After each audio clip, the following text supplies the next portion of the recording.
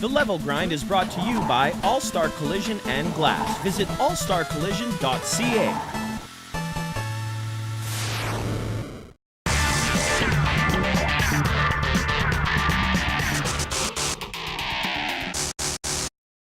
Hello and welcome to The Level Grind. I'm Tyler from Two Hit Combo, and today we're talking retro games. So with me, joining me very shortly, we have TJ Atkinson. Hey Ty, how's it going? Oh, welcome. That's so crazy that we got you on the show, but I'm glad you made it. That's quick. So TJ runs a website called the Retro Gaming Project, and for those not in the know, why don't you tell a little bit about what your site is all about?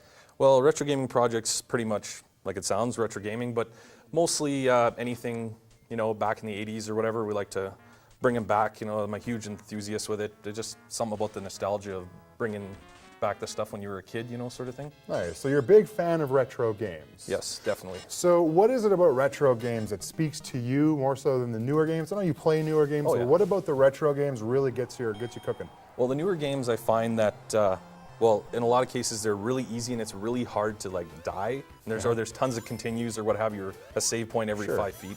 Where the older ones, you get a little bit more challenge. I mean, some of the games like Mega Man, for example, I'm a huge fan of them.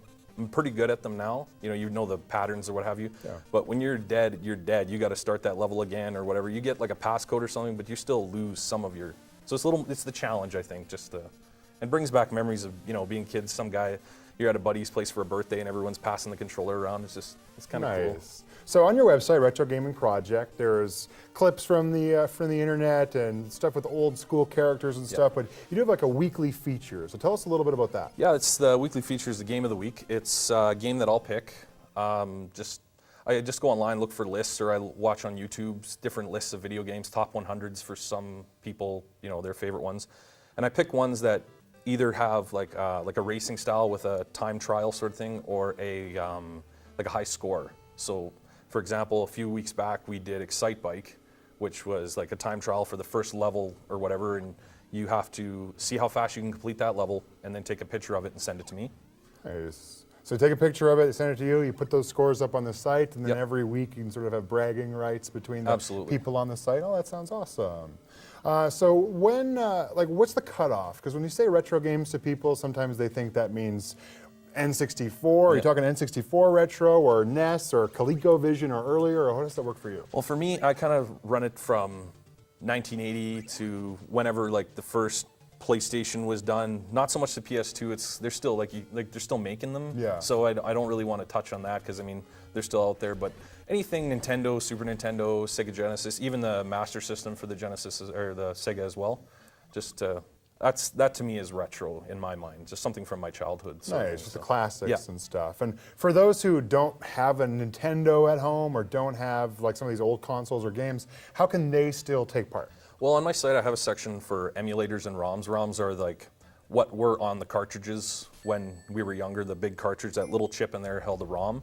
And the ROM, you run it almost like as if you were listening to an MP3 player. You have an MP3 player on your computer and then you take the MP3 and put it in. Same idea with the ROM.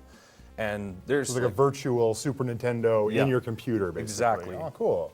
Cool. So they get to play that. You can pick up a USB controller from local retailers or anywhere. Online, there's a few retailers in town that do it. They usually run you between $30 and $40.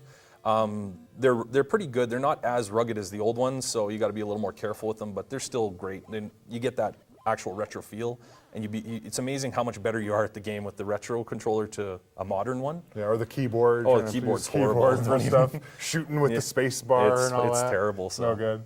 Well, awesome. Well, thank you so much for joining us today and telling us a little bit about your site. It's retrogamingproject.com, so encourage you to come and take a look. And also, we've got some IMAX passes that we wanted to give away.